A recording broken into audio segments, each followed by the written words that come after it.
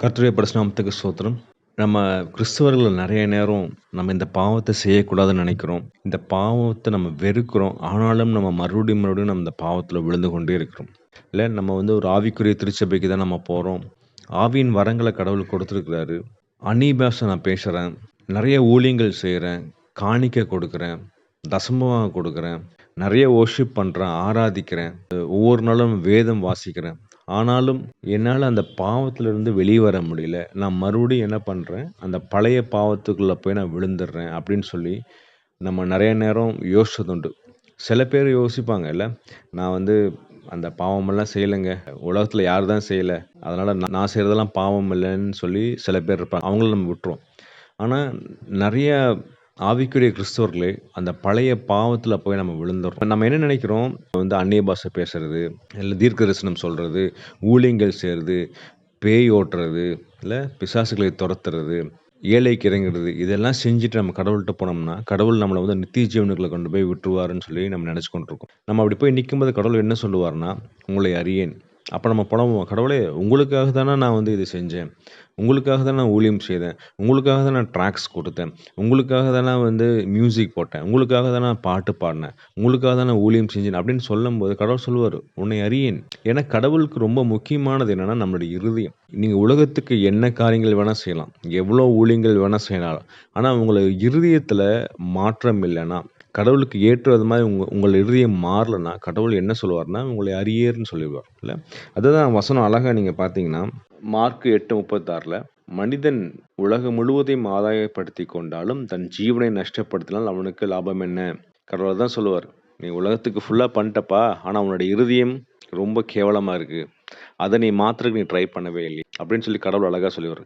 நம்மனால ஏன் அந்த பழைய பாவத்துல போய் மறுபடியும் விழுகிறோம்னா, நம்ம என்ன சொல்றோம்னா, "கடவுளே என்னுடைய சுயபலத்தால நான் என்ன பண்ணுவேன், உமக்கு பிரியமாய் நான் வாழ்ந்துருவேன்.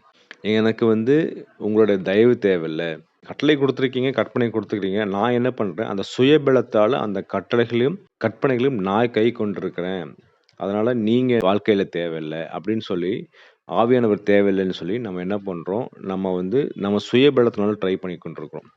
ஆனா கடவுள் என்ன சொல்றாருன்னா, நீங்க ரோமர்ல நீங்க வாசிக்கும்போது, ரோமர் 6:14 அந்த வசனத்த நான் வாசிக்கிறேன். "நீங்கள் நியாயப்பிரமாணத்திற்கு கீழ்ப்பட்டிராமல், கிருபைக்கு கீழ்ப்பட்டிருக்கிறபடியால் பாவம் உங்களை மேற்கொள்ள மாட்டாது." நம்மள ஏன் பாவம் மேற்கொள்ளுதுன்னா, நம்ம ஏன் மறுபடியும் பழைய பாவத்துல போய் விழுகிறோம்னா, நம்ம எதுக்கு கீழ்ப்பட்டிருக்கிறோம்? நியாயப்பிரமாணம். நியாயப்பிரமாணம்னா என்னன்னா, கடவுளுக்காக நான் செய்வேன். கடவுள் எனக்கு கட்டளை குடுத்துட்டாரு, கற்பனை குடுத்துட்டாரு. அதனால நான் அத ஃபாலோ பண்ணி, என்னோட சுயபலத்தால நான் தேவனுக்கு பிரியமாய் வாழ்ந்துருவேன்னு சொல்லி சொல்றது தான் நியாயப்பிரமாணம். ஆனா கிருபையின் பிரமாணம் என்னன்னா, கடவுள் எனக்காக செய்வார். அவரு என்ன பண்ணுவாருன்னா, ஆவியானவர் எனக்கு கொடுத்து, ஆவியானவர் சொல்றத நான் கேட்டு நடக்கணும். எப்படின்னா, நான் ஒரு பாவத்துல விழும்போது அழகா சொல்லுவாரு, "இது பாவம்ப்பா. இது கடவுளுக்கு பிரியமில்லாத காரியம். இது தேவனுக்கு பிடிக்காது. இத செய்யாதன்னு" சொல்லும்போது, அதை நாம கேட்டு நம்ம நடக்கும்போது, ஆட்டோமேட்டிக்கா அந்த பாவம் நம்மளை மேற்கொள்ளாது. அதுதான் அந்த கிருபையின் வரம். நம்ம அந்த கிருபைய எதற்கு யூஸ் பண்ணி கொண்டிருக்கிறோம்னா, அந்த உலகத்தின் ஆசீர்வாதத்துக்காக நம்ம கேட்டுக்கொண்டிருக்கிறோம். அது இல்லங்க. கிருபைங்கிறது எதுக்குன்னா, நம்ம மறுபடியும் நம்ம பாவத்துல செய்யாம இருக்கிறது தான். பாவத்திலிருந்து நம்மளால வெளிய வரவே முடியாது. அதனால தான் நம்ம என்ன பண்ணோம், இயேசு கிறிஸ்துவ சொந்த இரட்சகராக ஏற்றுக்கொண்டோம். அவரு என்ன பண்ணாருன்னா, நம்ம பாவத்துல இருந்து வெளிய எடுத்துட்டார். அது ஒரு குழி. பாவங்கிறது ஒரு குழி. அதிலிருந்து நம்மள வெளிய எடுத்து இயேசு கிறிஸ்து மீட்டு கொண்டு வந்துட்டார்.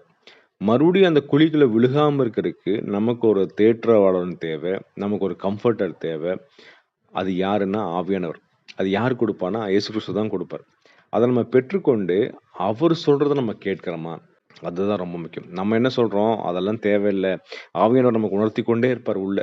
"இதெல்லாம் செய்யாதப்பா, ஒரு பாவம் செய்யாத, புறங்கூறாத, பொய் சொல்லாத, நியாயமா சம்பாரி, நீ அநியாயமா சம்பாரிக்கிற, நீ லஞ்சம் கொடுக்குற, நீ லஞ்சம் வாங்குற, நீ அநியாயமா மத்தவங்கள ஏமாத்துற, மத்தவங்களுக்கு வரப்போற காரியங்கள நீ பறித்துக் கொள்ற, மத்தவங்கள குற்றம் சொல்லிக் கொண்டே இருக்கிற." இதெல்லாம் கடவுள் உள்ள உணர்த்தும்போது, நம்ம அதை கேட்டு செய்யாம இருக்கும்போது, ஆட்டோமேட்டிக்கா நம்முடைய ஆத்துமா கரைபடுது. நம்ம இருதயம் அப்படியே கல்லாய் மாறிக்கொண்டிருக்கிறது. ஆவியானவர் சொல்ல சொல்ல அது நம்ம காது கொடுத்து கேட்கலன்னா, நம்ம காதுகள் மந்தமாயிரும்.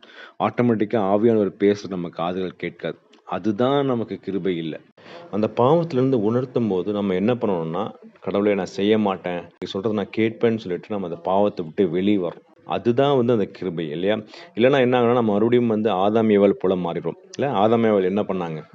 அந்த பழத்த சாப்பிட்டுட்டு, எனக்கு என்னுடைய வாழ்க்கைக்கு எது நன்மை, எது தீமைன்னு எனக்கு தெரியும். அதனால கடவுளே நான் பார்த்துக்கிறேன். நீங்க தேவையில்ல.